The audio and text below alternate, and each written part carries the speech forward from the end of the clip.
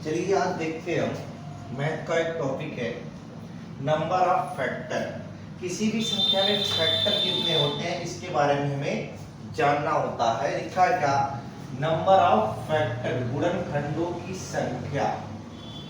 अब देखिए हमने आपको बता रखा है कि जो फैक्टर होते हैं वो क्या होते हैं, लिमिटेड होते हैं। जो मल्टीपल होते हैं वो क्या होते हैं, इनफाइनाइट या अनलिमिटेड होते हैं। तो सबसे पहले हम जानेंगे क्या फैक्टर होते क्या हैं।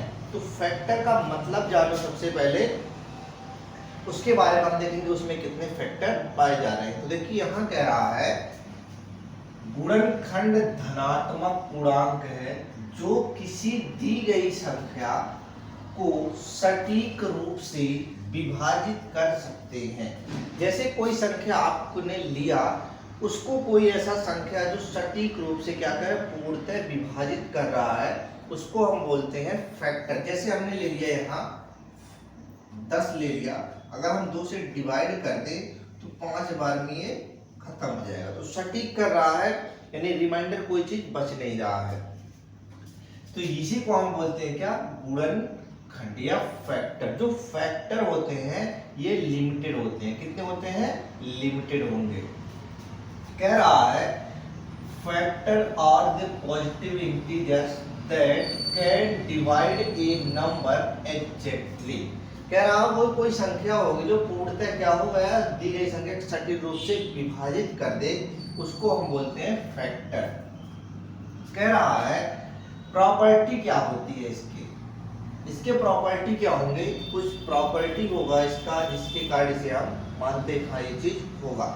यहाँ लिखा है कारकों की फैक्टर, प्रॉपर्टी ऑफ फैक्टर। कह रहा है पहला कंडीशन क्या दे रखा, देखिए ध्यान से, हर एक प्राकृतिक संख्या स्वयं का एक गुणनखंड है। जैसे हमने ले लिया 1 सेल्फ का एक गुणनखंड है, 2 सेल्फ से कटेगा, 3 से सेल्फ से कटेगा, जो उसी संख्या से कटा उसी को हम बोलते हैं स्वयं का एक गुणनखंड। इंग्लिश में कहते हैं every natural number is a factor of itself. हर एक प्राकृतिक संख्या जो स्वयं का एक गुणनखंड होता है, क्या होता है, स्वयं का। देखिए हमने क्या बताया, every natural number is a factor of itself. हर एक प्राकृतिक संख्या स्वयं का एक गुणनखंड होता है। अगला नंबर क्या कह रहा है, देखिए कह रहा है जो एक होता है हर संख्या का गुणनखंड होता है। कोई भी संख्या ले लो, वो क्या होगा, 1 से डिवाइड होगा। तो इसलिए कहा गया है एक हर संख्या का गुणनखंड होता है। 1 is a factor of every number. कोई भी नंबर हो उसका एक फैक्टर 1 होगा। क्या होगा, उसका एक फैक्टर 1 होगा।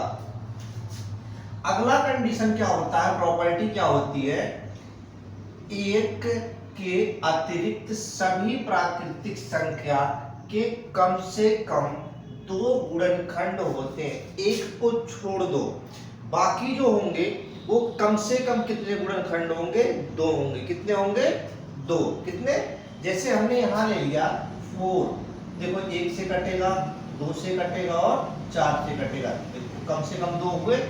हमने ले लिया 6 ले लिया, 6 को करो 1 2 3 और 6, देखो कम से कम 2 हो रहे हैं, अधिक से अधिक उससे ज्यादा हो सकते हैं। इसके बाद हमने क्या रखा है कि कह रहा apart from 1 natural number have at least 2 factor। कह रहा है एक के अतिरिक्त सभी प्राकृतिक संख्या कम से कम 2 गुणनखंड होते हैं। बात क्लियर हो गई।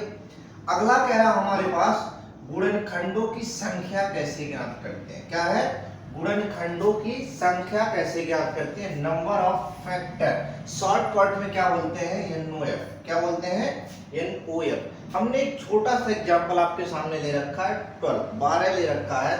अब 12 का अगर हम मल्टीपल करें तो मल्टीपल बढ़ते जाएंगे जो इनफाइनाइट टर्म तक जाएंगे। तो हमारे पास क्या है, 12 24 36 48 60 डॉट डॉट डॉट बढ़ते चले जाओ, खत्म नहीं होगा ये। इसे हम क्या बोलते हैं, मल्टीपल बोलते हैं। क्या बोलते हैं, मल्टीपल।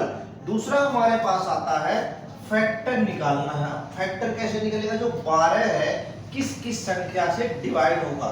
1 होगा पहला नंबर, दूसरा होगा 2 से डिवाइड होगा, तीसरा होगा 3 से डिवाइड होगा, चौथा होगा 4 से डिवाइड, फिर 6 से डिवाइड, और लास्ट पे अपने आप से डिवाइड होगा, जो यहाँ लिखा हुआ।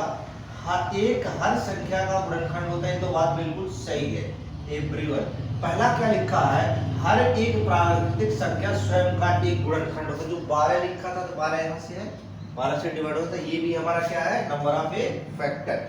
अब अगर हम काउंट करें कि कितने फैक्टर हैं, 1 2 3 4 5 6, 12 के कुल कितने फैक्टर हैं हमारे पास, 6 फैक्टर है। वो जो गुणनखंड होगा, फैक्टर होगा, वो होता है लिमिटेड, और जो मल्टीपल होगा वो क्या होता है, इनफाइनाइट।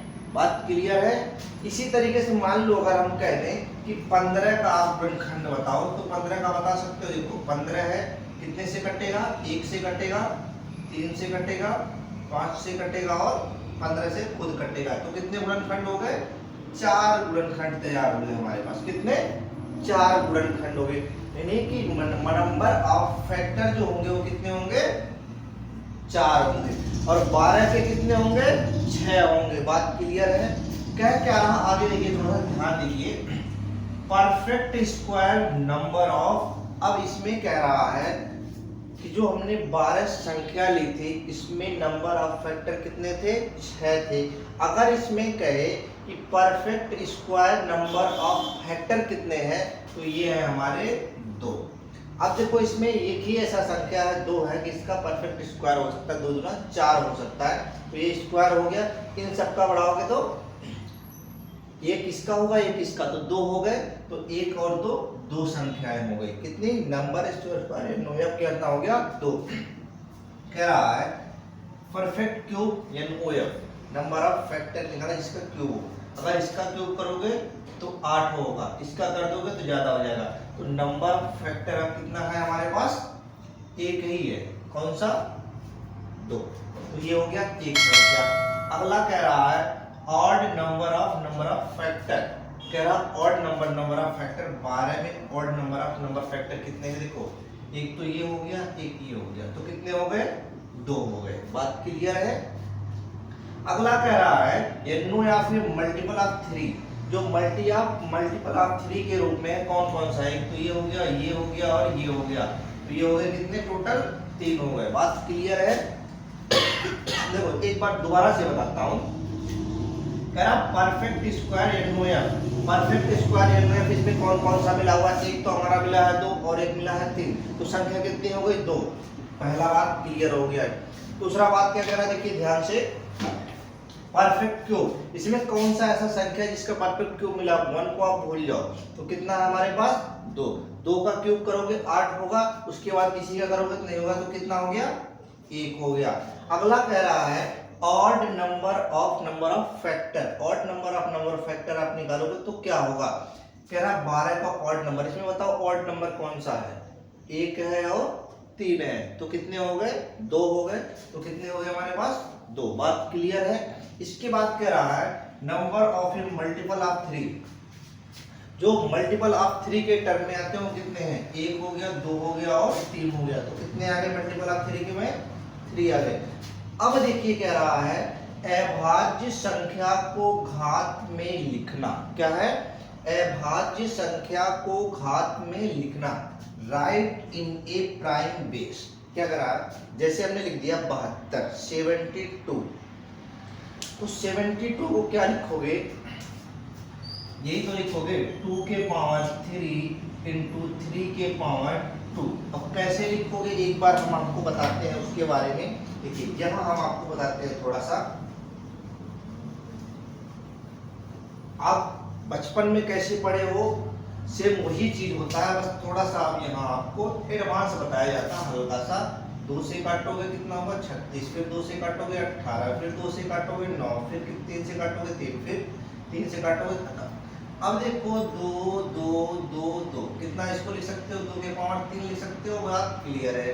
फिर क्या है 3 और 3, इसको कितना लिख सकते हो, 3 के पावर 2। यही चीज तो हमने लिखा है आपके पास, देखिए यहाँ लिखा हमने 2 के पावर 3 और 3 के पावर 2। अब बात हो गई होगी क्लियर कहाँ से आया ये। अब देखिए आपको करना क्या है, 2 के पावर 3 इसका मतलब होता है कि 2 के पावर 0 से स्टार्टिंग करोगे और 2 के पावर 3 तक जाओगे, बीच में 1 आएगा 2 आएगा। देखो किसी के पावर 0 हो तो उसका मान 1 होता, बात पे बिल्कुल ध्यान रखना अपने आप में। अब ऐसे हम लिखेंगे 3 के पावर 2 है, 3 के पावर 2 तो लिखोगे 3 के पावर 0, 3 के पावर 1 और 3 के पावर 2, यही तो लिखोगे। देखो हमने वही चीज यहाँ लिख रखा। अब क्या कह रहा है, किसी के पावर 0 हो, मल्टीपल करोगे सभी के सभी मान क्या होंगे, 1 हो जाएंगे, बात क्लियर है। दूसरा कह रहा है 2 के पावर 1, ये 1 है 2 हो गया, ये 2 है, यहाँ पे 3 हो गया 6 हो गया, ये कितना है 9 है, ये 2 है 18 हो गया। इस तरीके से सारी चीज करते करते चले जाओ। देखो इसको करोगे तो 18 होगा, इसको करोगे तो 3 होगा, इसको करोगे तो 1 होगा, इसे करोगे तो 8 होगा, इसे करोगे तो कितना होगा 4 होगा, इसे करोगे तो 2 होगा और इसे करोगे तो 1 होगा। अब देखिए इसमें हम आपको बताते हैं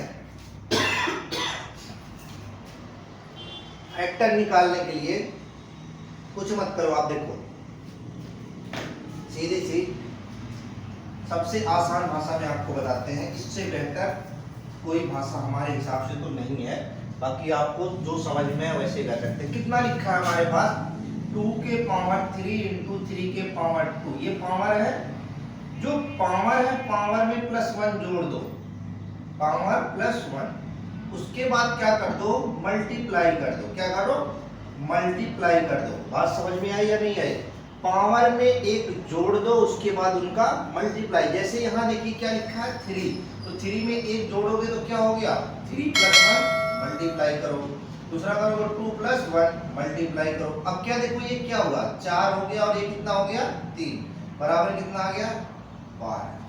अब अगर देखो 72 के कितने फैक्टर होंगे तो कितने आएंगे भाई 12।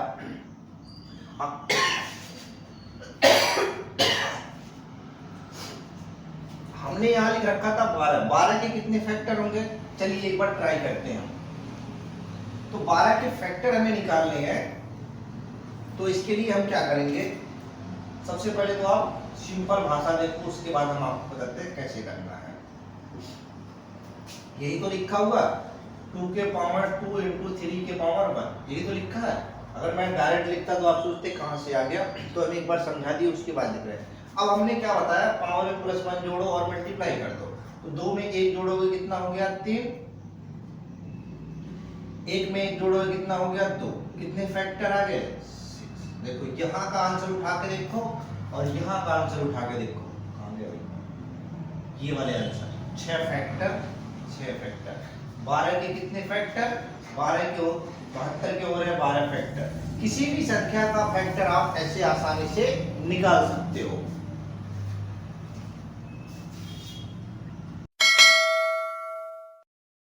Thank you for watching this video.